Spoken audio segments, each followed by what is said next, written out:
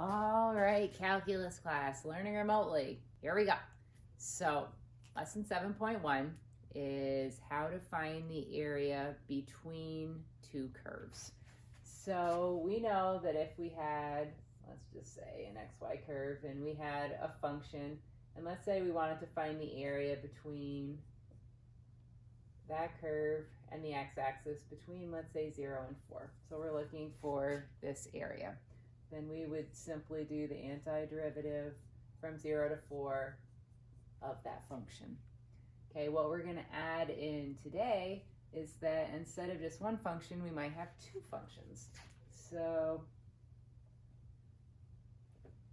we take our first function, we would take our second functions, and if they happen to nicely intersect as 0 and 4, we want the area in between them. Rick Kelly, please dial 316. Rick Kelly, dial 316. We're taking the area under the top curve, which would be the whole area, minus the area under the second curve, which would be the area that's currently not shaded in, and that would give me exactly the area that I'm looking for. And so, if we know which curve is on the top, if that was my f of x function, and which curve is on the bottom, if we call that our g of x function, we'd get the area in between them by subtracting. And what you need to make sure is sometimes you'll be given where the points and where the functions intersect. If you're not given where they intersect, you might need to find that yourself. Okay, so let's do a couple of examples here. So if I gave you f of x equals 2 minus x squared, and let's say g of x equals x. Well, we can probably look at those and have a pretty good idea of what the functions look like. Hopefully we can look at this and say this is a parabola that opens down, that shifted up 2 units. So there we go. We'd go like this and like this. G of x, y equals x, so that's my line that looks something like that. Now this time, I did not give you the intersection points. What we can clearly see is that f of x is my top function, g of x is my bottom function. So we're looking for this. So right now, I can say I know I'm taking an integral, and top function minus bottom function, so 2 minus x squared, top function, minus my bottom function, x. Technically, we should have a little dx over here. Now, we need to know where do we intersect. So we'll set our two functions equal to each other. So when is 2 minus x squared equal to x? Find it a bunch of different ways. I'd probably lean towards gathering all my terms on one side and having it equal to 0. I'd like my x squared to be a positive, so I'm going to move both of the 2 and the x squared onto this side. So that'll give me x squared plus x minus 2. Now, if we're lucky and I picked one that's got a nice whole number answers, I think we're going to go plus 2 minus 1. Yes, I did. And so x equals negative 2, negative 2, positive 1. Does it look about right graphically? Negative 2, positive 1. We're looking at the x values of that. Yes. So we're going from negative 2 to positive 1. Once you have this, how do you get the answer? Well, should you be able to do this by hand? You should. I'm not going to go through that again right now. Should you be able to put this into your graphing calculator? Yes, you should.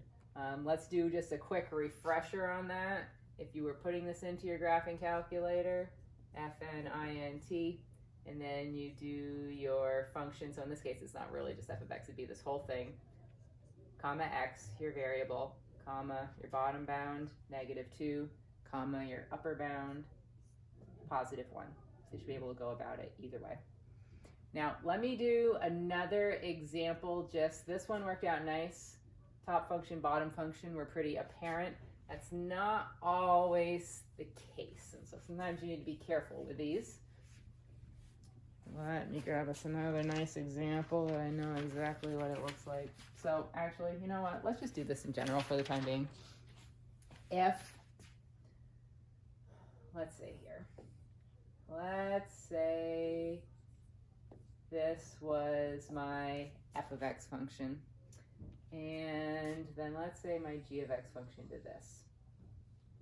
And we wanted all the regions bounded in between, ones that were totally bounded regions. So this is a totally bounded region, and this is a totally bounded region.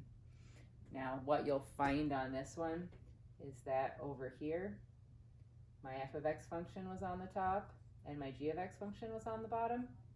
And over here, we have my g of x function on the top and my f of x function on the bottom. And so our process for that one then is we have 3 intersection points we need to find. So let's just, as a for example, say that they intersected at, let's just say -2 and -1 and +2. Then what we would have to make sure we did when we set it up is that we're going to do 2 separate integrals, because between -2 and -1, I need to go top minus bottom, so I need to go my f of x function minus my g of x function, and then plus the second region, which goes from -1 to 2. On this one, we'd go the g of x function, the top function, minus the f of x function, the bottom one. So hopefully that makes sense. Like I said, these videos take a long time to upload, so I'm going to do kind of shorter videos than obviously if I were doing the lesson in class. But if you guys find that you would like longer videos, if you're just like, okay, I need a little bit more example-wise or whatever, please just give me a shout, drop me a message either in Classroom or send me an email or whatever, and we will figure out a way to get through this together, guys. All right, I will talk to you soon. Bye.